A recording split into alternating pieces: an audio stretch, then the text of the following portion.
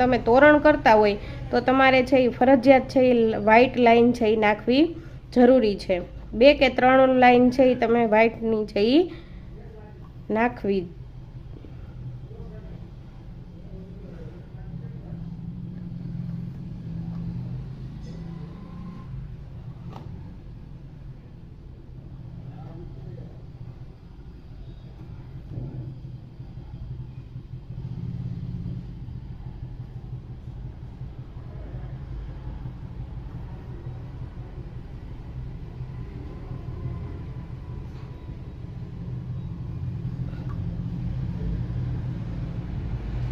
ઝીણા મોતી લ્યો ત્યારે છે એ સ્પેશિયલ ઝીણા મોતી પોરવાની જ છે એની સોય છે એ આવે છે।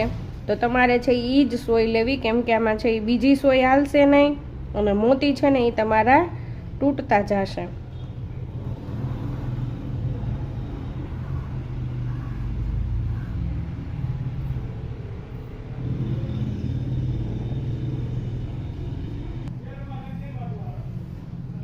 તમે જોઈ શકો છો અહીં આપણો છે એ સાથીઓ બનવાની છે એ શરૂઆત છે એ થઈ ગઈ છે। ઝીણા મોતી છે એટલે એકદમ તમને છે એ ક્લીન છે એ દેખાશે નહીં। ઓલા તો છે એ આપણા મોટા મોતી હતા એટલે એમાં છે બધું જ છે એ પરફેક્ટ દેખાય।